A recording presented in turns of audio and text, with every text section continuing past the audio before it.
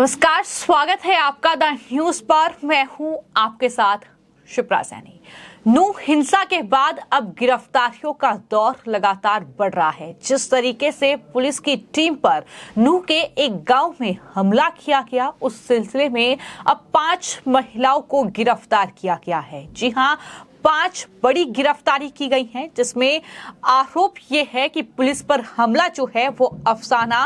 अकबरी, शाहनाज खातूनी और नाहिदा ये महिलाएं हैं जिनकी गिरफ्तारी हुई है। तो महिलाओं के साथ साथ कई और लोगों की गिरफ्तारियां हुई हैं और कुल 8 लोगों को गिरफ्तार किया गया है। तो ये बड़ी गिरफ्तारी इस पूरे मामले में हुई है। जिस तरीके से नूह में हिंसा भड़की और उसके बाद जब पुलिस इस पूरे मामले की छानबीन कर रही है और जो आरोपी हैं जब उनकी गिरफ्तारी के लिए पुलिस अलग अलग इलाकों में पहुंच रही है, तो वहां पर पुलिस पर पथराव किया जा रहा है, पुलिस पर हमले हो रहे हैं, वो घायल हो रहे हैं। और ऐसा ही एक मामला जो है नूह के सिंगार गांव से सामने आया, जहां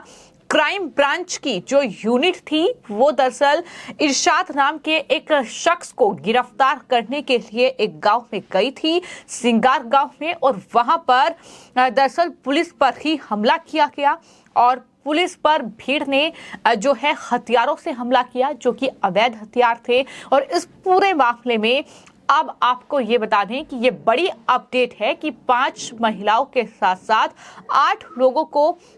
गिरफ्तार किया गया है, जबकि 15 लोगों के खिलाफ इस पूरे मामले में एफआईआर दर्ज है। लेकिन ये जो 8 गिरफ्तारी हुई हैं, इसमें से 5 महिलाएं हैं और महिलाओं का नाम अफसाना, शाहनाज खातूनी और नाहिदा हैं। इसके अलावा भी कई और चेहरे हैं जिनकी गिरफ्तारियां हुई हैं। आपको ये बता दें कि 31 जुलाई को हरियाणा के नूह में ब्रजमंडल यात्रा के दौरान इस यात्रा पर जो हमला हुआ था उसमें कई लोगों की जान गई थी, कई गाड़ियों को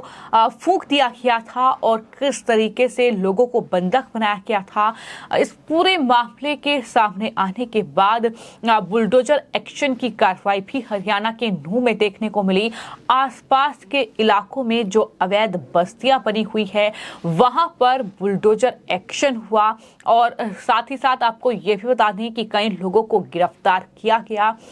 इस पूरे मामले की जब क्राइम ब्रांच जो टीम है वो जांच कर रही है और जांच के सिलसिले में एक गिरफ्तारी होनी थी इरशाद नाम के शख्स की, जो संदिग्ध है इस पूरे मामले में। और जो आपको ये बता दें कि क्राइम ब्रांच की टीम इस पूरे मामले की जांच कर रही है और क्राइम ब्रांच की टीम जब इरशाद नाम के शख्स को गिरफ्तार करने के लिए सिंगार गांव में पहुंची, तो वहां पर पुलिस के मुताबिक जो पुलिस ने जानकारी दी है इस पूरे मामले में, उन्होंने ये बताया कि इरशाद को जब बस स्टैंड से गिरफ्तार किया गया तो वहां पर जो स्थानीय लोगों की भीड़ थी वो दरअसल क्राइम ब्रांच की टीम से बहस करने लगी इस गिरफ्तारी को लेकर और वो इरशाद को छुड़ाकर गांव की ओर भाग गए। हालांकि इस दौरान महिला पुलिस कर्मियों के साथ साथ अतिरिक्त बल वहां पर बुलाया गया, गांव में एंटर किया गया और जहां पर महिलाओं के एक ग्रुप ने इन पुलिस कर्मियों पर पथराव किया। 3 पुलिसकर्मी घायल हुए थे जिन्हें अस्पताल में एडमिट कराया गया। तो ये कहीं ना कहीं हमलों का दौर देखने को मिला और यही वजह है कि हमले में उप निरीक्षक विनीत और सिपाही अमर सिंह समेत 3 जवान घायल हुए और हमलावरों को दरअसल वहां से हटाने के लिए पुलिस को फायरिंग करनी पड़ी। तो ये पूरी घटना जो है ये 31 जुलाई के बाद सामने आई और यही वजह है कि अब 15 लोगों के खिलाफ इस पूरे मामले में एफआईआर दर्ज है और 15 में से 8 लोगों को गिरफ्तार किया गया है।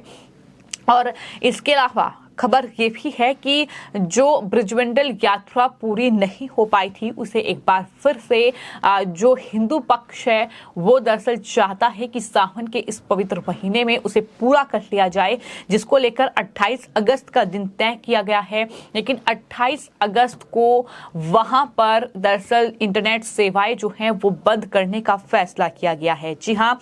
नूह में एक बार फिर से इंटरनेट सेवा बंद कर दी गई है प्रशासन ने 26 से 28 अगस्त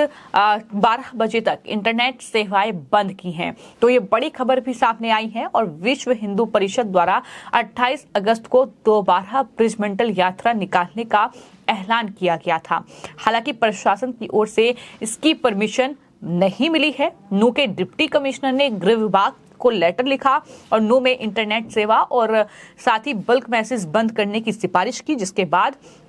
ये इंटरनेट सेवा को बंद किया गया है। तो एक बार फिर से इंटरनेट सेवा बंद हो चुकी है। 28 अगस्त को विश्व हिंदू परिषद ने ये ऐलान कर दिया है कि वो ब्रिजमंडल यात्रा को पूरा करेंगे, क्योंकि इसी शोभा यात्रा के दौरान वहां पर हिंसा भड़की थी, जहां पहाड़ियों से पथराव इस यात्रा पर किया गया था। वहां पर वाहनों को फूंक दिया गया था, कई लोगों की जान गई थी, कई लोगों को बंधक बनाया गया था। और उसके बाद हरियाणा में मनोहर लाल खट्टर सरकार लगातार कार्रवाई कर रही है, लेकिन जिस तरीके से इस पूरे मामले की जांच आगे बढ़ रही है, कई खुलासे चौंकाने वाले हुए हैं कि किस साजिश के तहत कहीं न कहीं वहां पर लोगों को निशाना बनाया गया। और साथ ही साथ आपको यह भी बता दें कि जो हरियाणा के नू के जो आसपास के इलाके हैं, जहां पर अवैध घुसपैठिए रोहिंग्या रह रहे हैं, जो बस्तियां बनी हुई हैं, उनकी संलिप्तता यानी उनका पूरा जो मिलीभगत थी वो इस पूरे मामले में निकलकर सामने आई, जिसके बाद वहां पर बुलडोजर की कार्रवाई भी उन अवैध तरीके से बनी हुई बस्तियों पर की गई। और अब जब गिरफ्तारियां हो रही हैं तो वहां के स्थानीय लोग इसका विरोध कर रहे हैं, लेकिन जो पुलिस पर हमला हुआ, जब एक्शन के लिए पुलिस पहुंची और एक शख्स को वहां पकड़ा इरशाद नाम के, लेकिन भीड़ ने इतना ज्यादा वहां पर साहस दिखाया कि इरशाद नाम के शख्स को वो छुड़ाकर पुलिस के हाथों से वहां से ले गई। लेकिन उसके बाद अब ये गिरफ्तारियां हुई हैं, जहां पर 5 महिलाएं, जो कि मैंने आपको बताया कि अफसाना, अकबरी, शाहनाज खातूनी और नाहिदा को गिरफ्तार किया गया है। इसके अलावा कुल 8 गिरफ्तारियां हुई हैं, 15 FIR दर्ज हुई हैं और इस पूरे मामले में भी लगातार पुलिस अब एक्शन मोड में नजर आ रही है। जिस तरीके से ये पूरा मामला सामने आया, लेकिन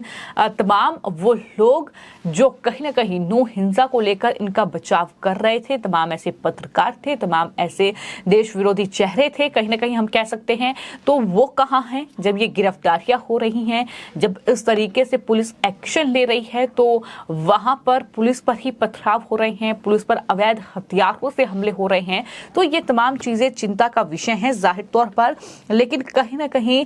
कानून व्यवस्था को किस तरीके से बनाए रखा जाए, इसको लेकर DC धीरेन्द्र खडगटा ने ये कहा है कि एहतियाती तौर पर हम कई कदम उठा रहे हैं कि ब्रिजमंडल यात्रा का जो ऐलान किया गया है, परमिशन अभी तक नहीं मिली है, लेकिन इंटरनेट सेवाएं जो हैं वो बंद कर दी गई हैं और साथ ही किस तरीके से तमाम चीजें जो हैं वो कानून व्यवस्था के मुताबिक चलें, इसको लेकर लगातार जो कहीं ना कहीं नजर है वो बनाए रखी जा रही है। तो ये तमाम जानकारी जो है वहां पुलिस प्रशासन की ओर से दी गई है। तो लगातार गिरफ्तारियों का दौर बढ़ रहा है और ये बड़ी गिरफ्तारी अब इस पूरे मामले में निकलकर सामने आई है। फिलहाल आपकी इस पूरे मामले पर क्या राय है, हमें कमेंट बॉक्स में जरूर लिखें और चैनल को सब्सक्राइब करें। धन्यवाद।